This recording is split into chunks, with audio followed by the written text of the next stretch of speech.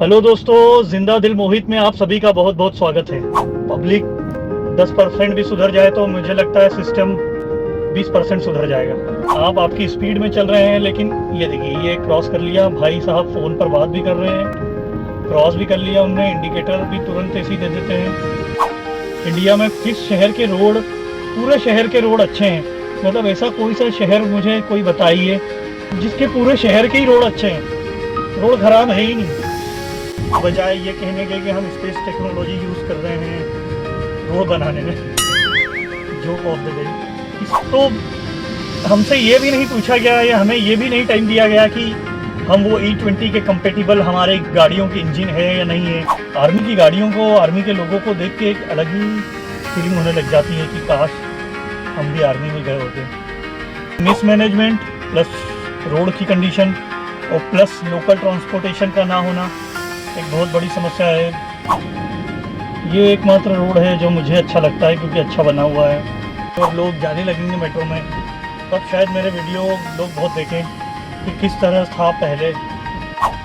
और इन बड़ी बड़ी कंपनियों के सामने बड़े बड़े गड्ढे हैं, तो ऑन एन एवरेज 1.5 घंटा तो लगता ही है। अगर आप 3:30 बजे इयॉन से निकलते हैं, इयॉन IT पार्क खराड़ी से हिंजेवाड़ी तक, फेज 2 तक आना है।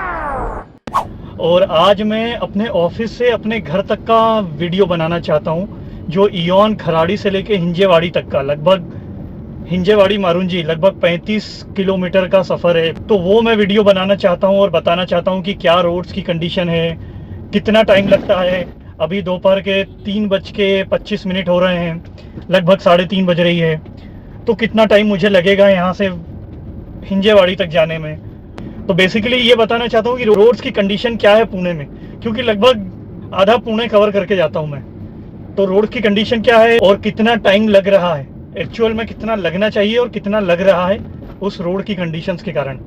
तो ये देखिए, मैं इयॉन के आगे आ गया हूँ। अभी मैं इयॉन से तो बाहर निकल गया हूँ और अब मैं लगभग आगे थोड़ा लेकर नगर रोड पे, क्या नगर रोड कहेंगे, उस पर जाने वाला हूँ। तो चलिए हमारा ये सफ़र शुरू करते हैं। और जो दोनों बाइक्स लेना है वो दोनों बाइकर्स, तो दोनों बाइक्स अभी मेरी कार को क्रॉस करके गई। ट्रायम्फ की भी और रॉयल एनफील्ड की भी, हिमालयन थी शायद। 35 किलोमीटर में अगर सही तरीके से ट्रैफिक को ये मैनेज कर लें और रोड अच्छे कर दें थोड़े, तो मुझे नहीं लगता कि इतना टाइम लगना चाहिए।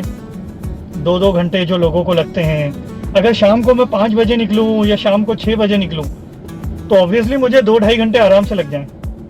अभी तो मैं 3:30 बजे निकला हूँ और एक्सपेक्ट कर रहा हूँ कि अभी भी 1.5 घंटा तो लगेगा ही।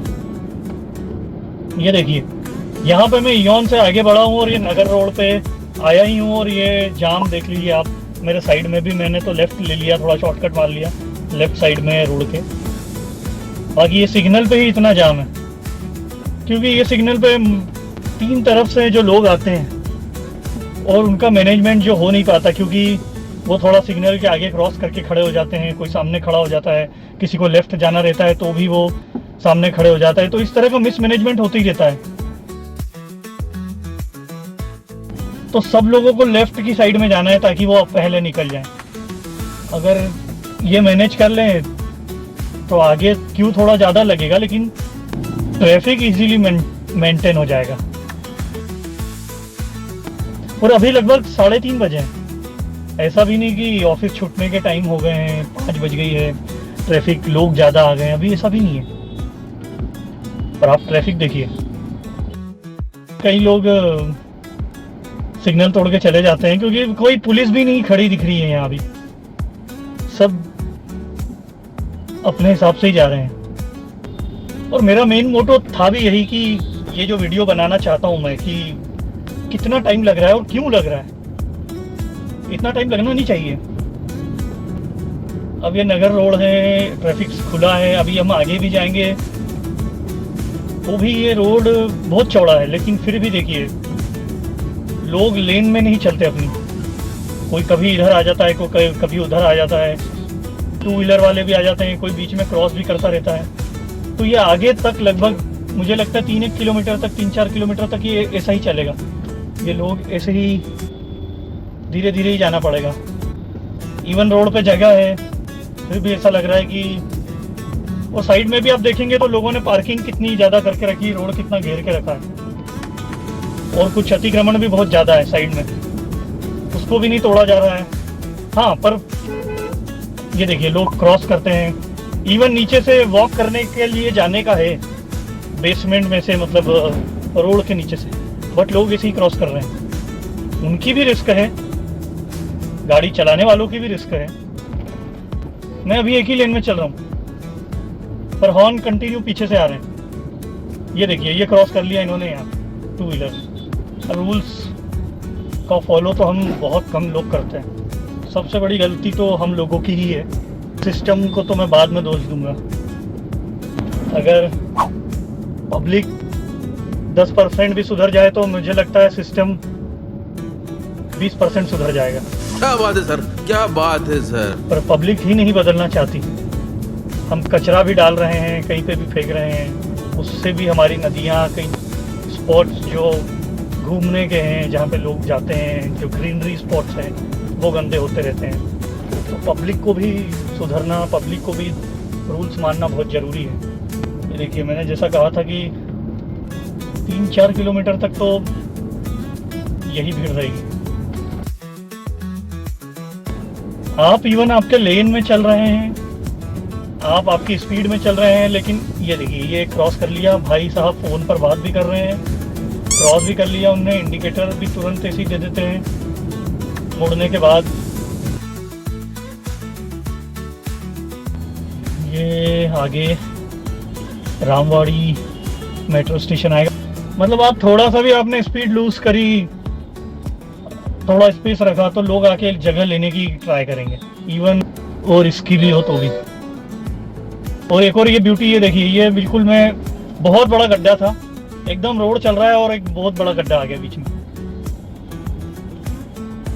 तो रोड तो मतलब पुणे के, या मैं कहूँ हर शहर के, इंडिया में किस शहर के रोड, पूरे शहर के रोड अच्छे हैं। मतलब ऐसा कोई सा शहर मुझे कोई बताइए जिसके पूरे शहर के ही रोड अच्छे हैं, रोड खराब है ही नहीं। ऐसा किसी को पता हो, ऐसा कोई शहर तो जरूर बताइएगा। और वो शहर हो एटलीस्ट डिस्ट्रिक्ट लेवल का शहर हो, सिटी हो।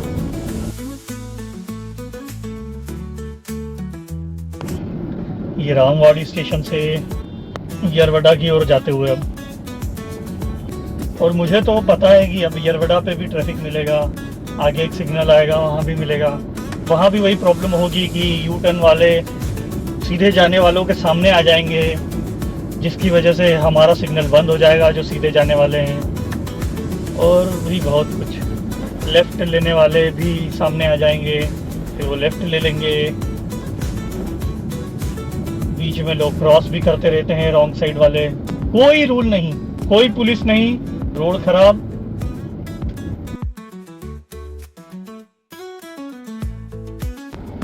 सिग्नल बड़ा लंबा है,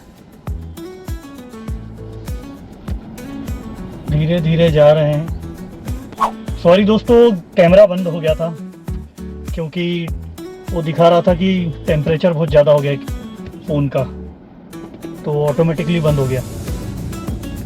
और ट्रैफिक में वैसे भी गाड़ी फंसी हुई है। मैंने कहा था कि मैं यरवड़ा के वहाँ पर मुझे ट्रैफिक मिलेगा ही, मैप में शो हो रहा था, और वही हुआ। अभी यरवड़ा रोड पर ही चल रहे हैं,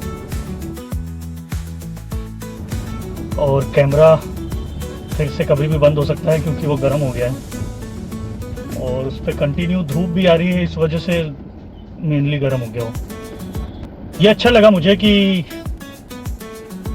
मेरे सैमसंग के फ़ोन ने ये वार्निंग दे दी कि गर्म हो गया है, इसलिए बंद कर रहे हैं। Nice feature of Samsung. Still हम यरवड़ा पे ही हैं, 348 हो गए हैं। 325 पे हम निकले थे ईऑन से। हम यरवड़ा से आगे जा रहे हैं औंध की तरफ, और मेरा कैमरा फिर से गर्म होता हुआ क्योंकि उस पर सीधी कंटिन्यू धूप पड़ रही है। देखते हैं कब तक चलता है।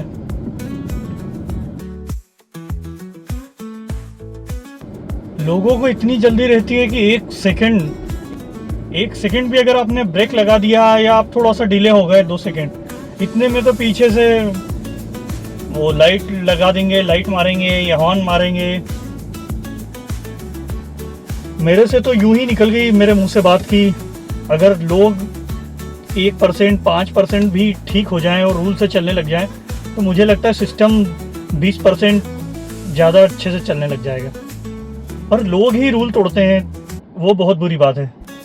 तो फिर हमारे मिनिस्टर्स, हमारी सरकारें तो रूल तोड़ेगी ही, क्योंकि उन्हें पता है कि लोग भी रूल तोड़ रहे हैं, तो लोग भी थोड़े लचीले हैं।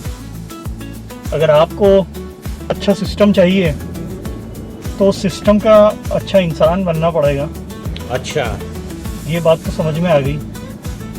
पर रोड तो वाकई किसी भी शहर में चली जाइए आप, 50% रोड खराब ही हैं। खराब मतलब खराब। जो अच्छे बने हैं वो भी ऐसे बनाए हैं कि एक बारिश में बह जाएंगे। पुणे में एक रोड है, जेम रोड, जिसकी बहुत तारीफ करते हैं, जिसको क्या जंगली महाराज रोड ऐसा कुछ बोलते हैं। और वो पिछले 30 या 35 सालों से वैसा का वैसा है, उसका रिपेयर भी नहीं कुछ हुआ है, फिर भी आज भी वो बहुत अच्छा है। किसी कंपनी ने उसको बनाया था। आई थिंक वो कंपनी को गवर्नमेंट ने वापस बुलाना चाहिए और पूरे भारत के रोड्स का कॉन्ट्रैक्ट उनको दे देना चाहिए, बजाय ये कहने के कि हम स्पेस टेक्नोलॉजी यूज़ कर रहे हैं रोड बनाने में। Joke of the day, space technology. Road की ही टेक्नोलॉजी नहीं दिखती मुझे तो कहीं, स्पेस टेक्नोलॉजी तो बहुत दूर की बात। हर जगह रोड पर ऐसे क्या बोलते हैं उनको, थेगले और वो गड्ढे भरे हुए मिल जाएंगे, चिपका के रखे हैं हर जगह। कहीं तो अच्छा रोड मिल जाए।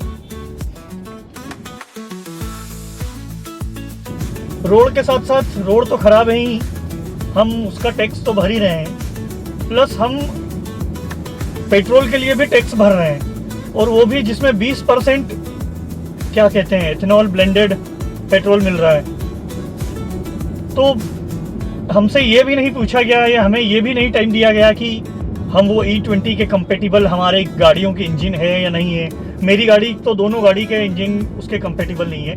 मेरे पास एक एक्टिवा है और एक ये पुरानी क्रेटा है, बट ये सेकेंड 2023 की क्रेटा है, 2022 की क्रेटा है, दिसंबर 2022 की। पर E20 कंपेटिबल इंजन नहीं है इसका। मैंने ऑनलाइन सर्च किया था और उसके इंजन के, उसके पेट्रोल के जो कहते हैं कैप पे लिखा होता है उस पर भी नहीं लिखा है कुछ E20 कंपेटिबल, तो वो नहीं है। तो अभी तक तो मेरी गाड़ियाँ अच्छी चल रही है। मेरी एक्टिवा जो 7 साल पुरानी है, 7 साल या 6 साल कहूँगा, 6-7 साल पुरानी है, उसमें थोड़ी प्रॉब्लम आने लगी है। वो थोड़ी हेवी चलने लगी है, उसका माइलेज भी थोड़ा कम हो गया है, और ऐसे ही न जाने कितने लोगों की गाड़ियों में प्रॉब्लम आई होगी, सिर्फ और सिर्फ वो एथेनॉल ब्लेंडेड पेट्रोल से। पर गवर्नमेंट ने उसके लिए भी टाइम नहीं दिया। प्लस गवर्नमेंट ने पेट्रोल के भाव भी कम नहीं किए। जैसा उनने कहा था कि 15 रुपये लीटर हो जाएगा पेट्रोल, 20 रुपये लीटर हो जाएगा। ठीक है, 90 रुपये लीटर करके दिखा दो, वो भी नहीं हुआ गवर्नमेंट से। और टैक्स प्रॉपर ले रहे हैं वो। जैसा मैं हमेशा कहता हूँ, ये एरिया मुझे बहुत अच्छा लगता है। और के पहले जो आर्मी का एरिया है, और आर्मी की वजह से ही ये इतना ग्रीन है।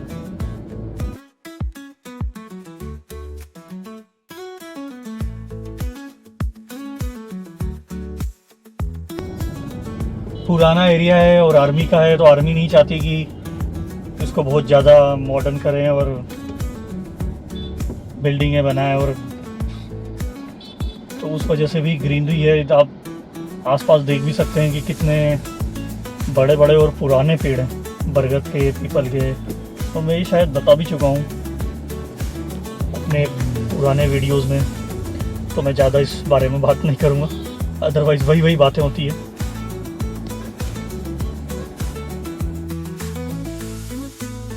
आर्मी की बात करी और आर्मी का ट्रक जा रहा है बड़ा सा। आर्मी की गाड़ियों को, आर्मी के लोगों को देख के एक अलग ही फीलिंग होने लग जाती है कि काश हम भी आर्मी में गए होते। मैंने तो बहुत ट्राई भी किया था, पर सिलेक्शन हो नहीं पाया। और गाय माता बीच में आते हुए, जाइए जाइए जाइए गाय माता।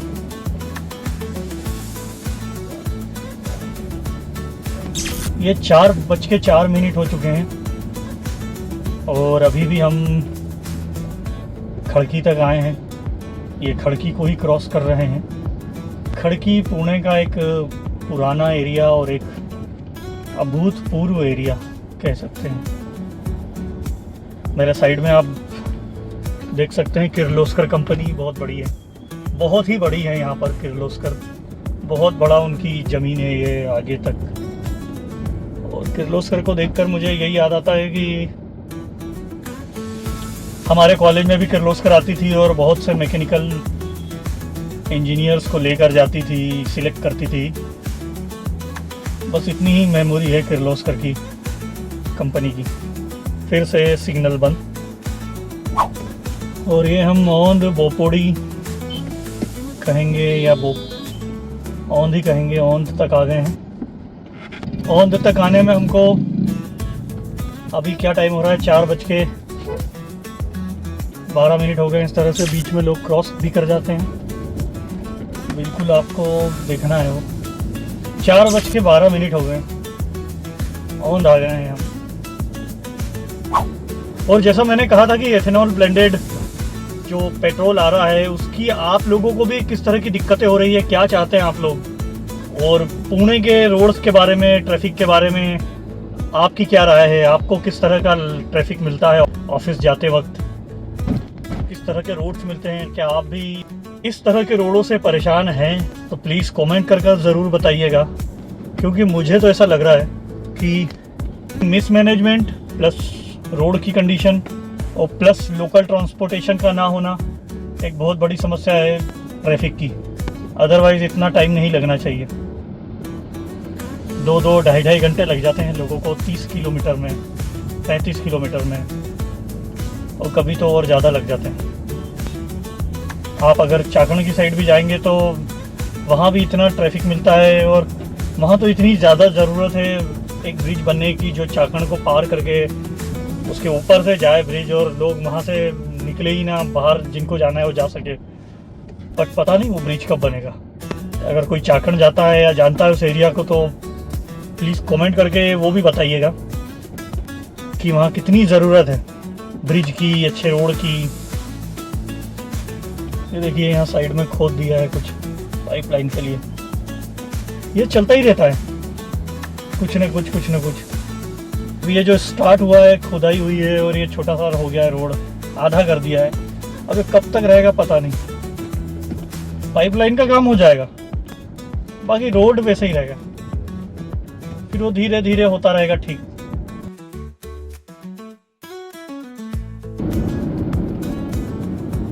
और ये औंध से मैं अपने पुणे के जो मेरा फेवरेट रोड है, औंध से रावेत का जो BRTS है, वो ये एकमात्र रोड है जो मुझे अच्छा लगता है, क्योंकि अच्छा बना हुआ है, तरीके से बना हुआ है।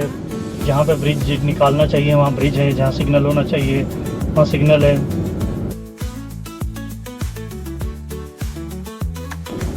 रोड की कंडीशन भी आप देख सकते हैं कितना अच्छा रोड है।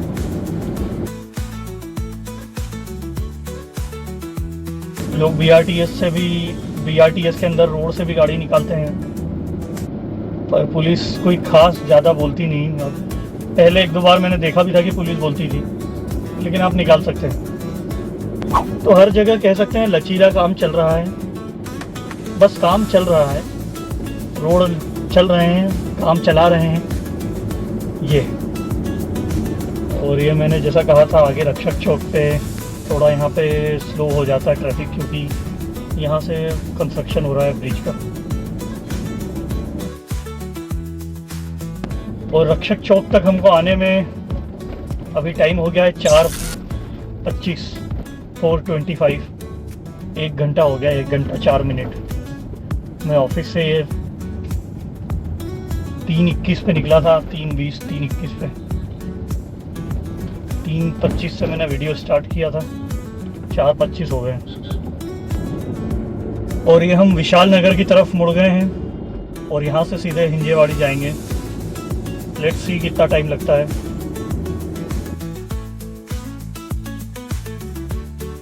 और बात करते करते हम फेज़ 1 की तरफ लगभग आ गए हैं। वाकड़ साइड से जा रहे हैं फेज़ 1 की तरफ।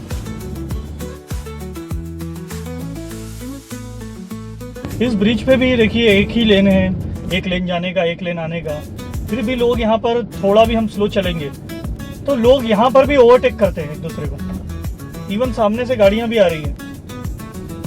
फिर भी यहाँ पे ये देखिए बैरिकेड्स लगाए हैं साइड में ताकि लेन डिवाइड हो सके। अगर पुलिस तरीके से इस तरह से काम करे, ऐसा कुछ करते रहे तो फिर ये ट्रैफिक इजीली मैनेज हो जाता है। ये देखिए यहाँ पर फिर ट्रैफिक सब लाइन में चल रहे हैं, धीरे धीरे मूव हो रहे हैं, रुके हुए नहीं है एटलीस्ट। हिंजावाड़ी फेज़ 1 में आ गए हैं और ये एक ऊपर मेट्रो स्टेशन बन रहा है। अभी भी अंडर कंस्ट्रक्शन में है और पता नहीं कैसे बोल रहे हैं कि मार्च अप्रैल में स्टार्ट हो जाएगी मेट्रो। अभी तो स्टेशन ही नहीं बना है। मुझे लगता है जब ये मेट्रो बन जाएगी और लोग जाने लगेंगे मेट्रो में, तब शायद मेरे वीडियो लोग बहुत देखें कि किस तरह था पहले, किस तरह से मेट्रो बन रही थी, तो मेरे वीडियो को प्रीफर करेंगे। ठीक है, अच्छा है। बहुत बड़ा गड्ढा फिर से। हिंजेवाड़ी फेज़ 1 में हम आ गए हैं। 4:40 हो रहे हैं। शिवाजी चौक।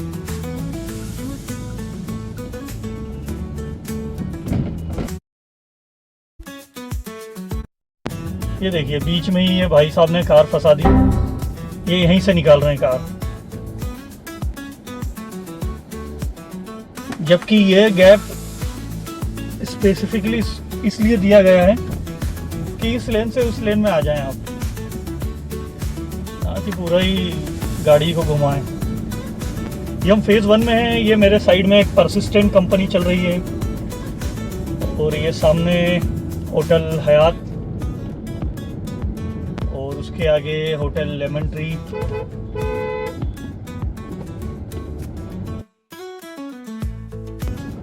हिंजेवाड़ी फेज़ 1। इधर से हम लेफ्ट लेके ब्लू रिज भी जा सकते हैं, लेकिन हम राइट लेंगे हमारे घर की तरफ। 4:41 हो गए हैं और ये मेरे लेफ्ट साइड से विप्रो कंपनी जाती हुई। ये पूरा एरिया विप्रो का है लेफ्ट में।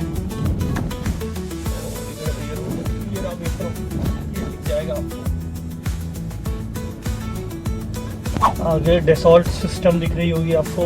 इधर भी है ये बड़ी सी बिल्डिंग, वो भी है सामने। ये भी फेज़ 1 की कंपनीज है बड़ी बड़ी। और ये लेफ्ट साइड में भी डेसॉल्ट सिस्टम ही है। और इन बड़ी बड़ी कंपनियों के सामने बड़े बड़े गड्ढे हैं। जिन गड्ढों को आपने नहीं देखा इन बड़ी बड़ी कंपनियों के सामने के गड्ढों को, बड़े बड़े गड्ढों को, तो आप गिर सकते हैं, आपको चोट लग सकती है। ये देखिए SCL टेक, और SCL टेक के सामने ही इतना बड़ा गड्ढा है ये कि बहुत धीरे से निकालनी पड़ती है।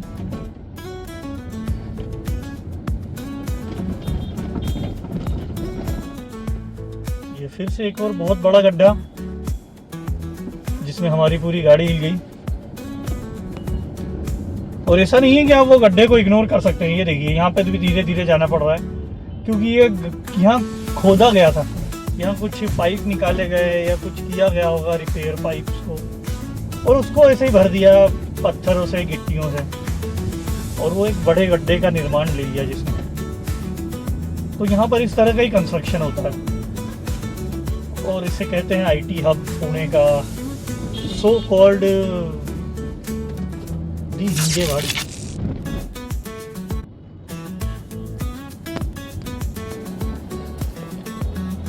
तो बहुत बहुत शुक्रिया दोस्तों वीडियो में बने रहने का। और मेरे को यहाँ से हिंजेवाड़ी से जाने में लगभग 10 से 12 मिनट लगेंगे। तो अभी टाइम हो रहा है हिंजेवाड़ी में पहुँचने का 4:46 4:45। तो अप्रॉक्स हमको 1 घंटा 20 मिनट या 1 घंटा 25 मिनट तो लग ही गए हैं। तो घर पहुंचते पहुंचते 1:35 1:40 तो हो ही जाएंगे। तो ऑन एन एवरेज 1.5 घंटा तो लगता ही है अगर आप 3:30 बजे इयॉन से निकलते हैं, इयॉन IT पार्क खराड़ी से हिंजेवाड़ी तक फेज़ 2 तक आने में। और यहाँ से मेरा फ़ोन गर्म हो रहा है, कैमरा बार बार बंद हो रहा है, तो इसलिए मैं यहीं पर अपना वीडियो ख़त्म करता हूँ। बहुत बहुत शुक्रिया।